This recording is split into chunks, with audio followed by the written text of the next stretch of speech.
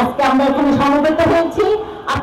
সংরক্ষিত নারী আসনে সরাসরি নির্বাচনের দাবিতে কেন্দ্রীয় শহীদ মিনারে সমাবেশ অনুষ্ঠিত হয়। সমাবেশে অংশগ্রহণকারীরা বলেন, কোনো দলের ইচ্ছেতে নয়, জনপ্রিয়তা এবং নিজের যোগ্যতার মাপকাঠিতে নারীদের সংসদে যাওয়ার সুযোগ দিতে হবে। সমাবেশে সভাপতিত্ব করেন বাংলাদেশ মহিলা পরিষদের সভাপতি ডক্টর ফৌজিয়া মুসলিম। এ সময় বক্তারা সরাসরি নির্বাচনের পক্ষে নানা যুক্তি তুলে ধরেন। নারী আন্দোলনের পক্ষ থেকে দাবি তুলেছি যে সংসদে 1/3 নারী আসন থাকতে হবে।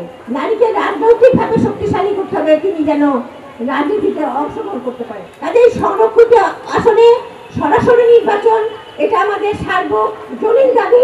63টি আসন, পাশাপাশি 2টো আসন নিয়ে একটি নারী সংরক্ষিত নারী আসন, যেখানে তারা সরাসরি নির্বাচনের মাধ্যমে আসবে। যে নারী কমিশন, সংস্কার কমিশন, নির্বাচন কমিশন, সংবিধান কমিশন, সবাইকে কিন্তু সবার কাছে কিন্তু আমরা আমাদের এই যে বিল, এই যে আমাদের প্রস্তাব, এই প্রস্তাব কিন্তু আমরা তাদের দিয়েছি।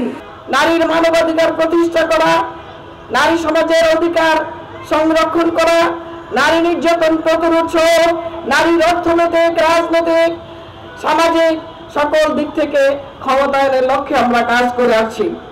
সমাবেশ শেষে একটি র্যালি শহরে বিভিন্ন সড়ক প্রদক্ষিণ করে কেন্দ্রীয় শহীদ মিনারে এসে শেষ হয়। র্যালিতে অংশগ্রহণকারীরা বারবার দাবি জানান, এ সময় তাদের কণ্ঠে উচ্চারিত হয়, নারীদের সংসদে পাঠাতে হবে সরাসরি নির্বাচনের মাধ্যমে, দলীয় মনোনয়নের মাধ্যমে নয়। এতে একদিকে গণতন্ত্র হবে আরো শক্তিশালী, অন্যদিকে নারীর রাজনৈতিক ক্ষমতায়নের পথ খুলবে আরো বিস্তৃতভাবে। নুসরাত জাহান শম্পা, নিরপেক্ষ, ঢাকা।